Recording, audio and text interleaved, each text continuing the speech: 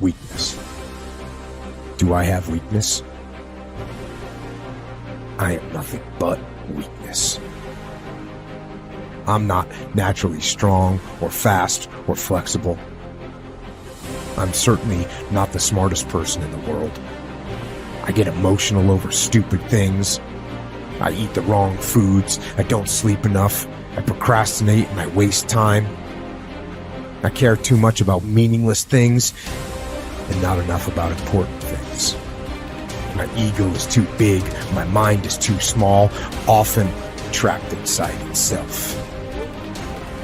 Now, all that being said, I have a saying. A person's strength is often their biggest weakness, but their weaknesses can become strengths. Success, guys, a very, very lonely road, man. Along that road, you're not going to see too many friends. You see your shadow most often. You got to trust in the heart of hearts. Inside what you're doing, what you believe in is a worthy cause, a winnable fight. I wish I could tell you you're tired, go take a break. I wish I could tell you tired, rest for a year. I wish I could tell you that it's going to get easier. I wish I could tell you it's going to get easier. I wish I could tell you that if you just keep going, it's going to get lighter. I dare you to take a stand today to say no more. I will no longer accept this for my life. I dare you to take action today. I dare you to write your goals down and get someone to hold you accountable. I dare you to hold yourself accountable. I dare you to give up everything that is keeping you from your dream, to say no to all the negative influences. I dare you to pick up a book instead of a drink. I dare you to work harder than you think you did yesterday. I dare you to prove them wrong. I dare you to prove yourself right. I dare you to stand up as a man or as a strong woman, as whoever you are, and declare that you are going to claim a bigger and better life for yourself. When you get to the point where enough is enough, when you get to the point where it hurt real bad, when you get to the point when it's over, when they're tired, when they're frustrated, when they're ready to give up, when they spent their last dime, that's when they get started. But what you cannot do is you cannot quit during the process. You cannot give up because it ain't what you see. You cannot give up. Pain is there to make you better. Without struggle, there can be no victory. And let me tell you, when you've been through pain, when you've fought for where you are, you ain't gonna let anyone take away what you got. When you've earned it and paid your dues and suffered and failed, been hurt and been down, and you get back up, when pain and struggle comes to face you again, you look it in the face and stand it down. Because you've been through too much. You're too strong now. Everything that has happened to you up until this point has made you who you are. And it will continue to mold you into who you will be.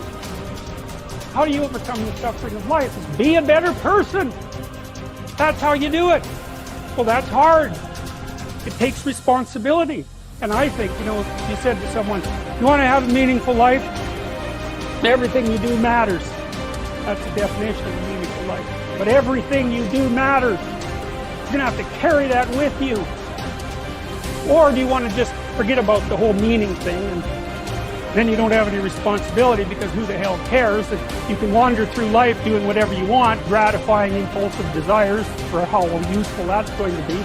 And you're stuck in meaninglessness, but you don't have any responsibility. Which one do you want? Well, ask yourself, which one are you pursuing? And you'll find very rapidly that it isn't the majority of your soul that's pursuing the whole meaning thing, because, well, look what you have to do that. You have to take on the fact that life is suffering. You have to put yourself together in the face of that. It starts with yourself, man. You got to start diving into those things that you're afraid of. You don't gain confidence by going to the spot that makes you feel good. It's going to be a false reality.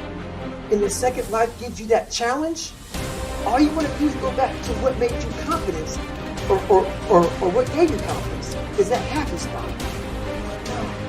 What gives you confidence, what gave me confidence, was spending years at a kitchen table trying to learn how to read and write on my own. Realizing I can't learn the way you learn. I can't. But I can learn. What gives you confidence, not being afraid, is overcoming the fear. I used to stutter severely bad. So right now, I don't know how many people are going to watch this. You know what gives me confidence? Is knowing I no longer care if I sit here and start stuttering anymore. That's what gives me confidence, is facing these things, overcoming them. And maybe not overcoming them every day, but facing them. And facing and facing. Pretty soon like this, oh man, this is where it's at. It's not in that comfort zone.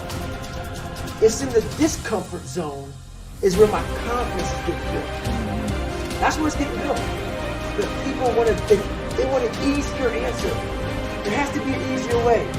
It's not. I'm sorry. I searched for it my entire life. I did. I lied. I did everything. And I still felt empty. I walk around with a backpack with all my stuff with no car. And I walk around happiest person in the world. Have nothing. Happy as hell. It's because I found out the whole key to life. It's not in all that.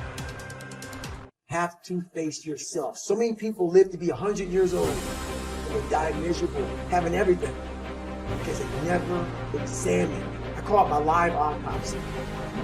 You never examine this. Happiness, peace, enlightenment, it's all up here, man. It's all up here. And when I start talking like this, people are, man, I don't know. It's the truth, man. It's all up here. You just got to be willing to go and face it. And that's the hard part. Attitude is a reflection, a result of a person's will. It is incalculably powerful. It can bring about marvelous results for us, but we need to train it patiently, day by day. Now let's talk about the attitudes of people who are successful. The top 5% of the people who go sailing through life from one success to another and who, even when they fail at something, shrug it off and head right out again. No matter who the person is or what he does, men and women in sales, business executives, people in all the professions, wives and mothers, students, top people in the armed forces, public servants, men and women in the service of religion, working men and women in all fields of endeavor, wherever you find a person doing an outstanding job and getting outstanding results, you will find a person with the right kind of attitude. These people take the attitude toward themselves that they can accomplish what they set out to accomplish, that there's no good reason on earth why they can't be competent, successful. They have a healthy attitude toward themselves and, as a result, toward life and the things they want to accomplish. And because of this, they achieve some remarkable things, and they come to be called successful, outstanding, brilliant, lucky, and a lot of other things. They're quite frequently no more brilliant or outstanding than the majority of the people by whom they're surrounded. But they did develop the right attitude, and they found their accomplishments not too difficult, and many times surprisingly easy, simply because it seems that so few are really trying, really believe in themselves. Successful people come in all shapes and sizes and in widely varying degrees of intelligence, background, and so on. But they all have one thing in common. They expect more good out of life than bad. They expect to succeed more than they fail. If you want something worthwhile, take the attitude that there are a lot more reasons why you can have it than there are that you cannot, and set out to earn it. Go after it, work at it, ask for it, and 9 times out of 10, you'll get it. Our environment is really a mirror of our mental attitude. If we don't like our environment, we have to change our attitude first. Your ability and willingness to discipline yourself to accept personal responsibility for your life are essential to happiness, health, success, achievement, and personal leadership. Accepting responsibility is one of the hardest of all disciplines, but without it, no success is possible. The failure to accept responsibility and the attempt to foist responsibility for things in your life that make you unhappy onto other people, institutions, and situations completely distort cause and effect, undermine your character, weaken your resolve, and diminish your humanity. They lead to making endless excuses. There is a direct relationship between the acceptance of responsibility and the amount of personal control you feel you have over your life.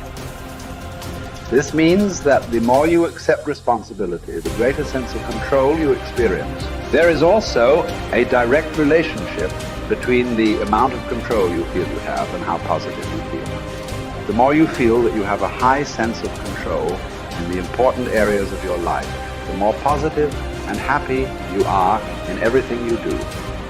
When you accept responsibility, you feel strong, powerful, and purposeful.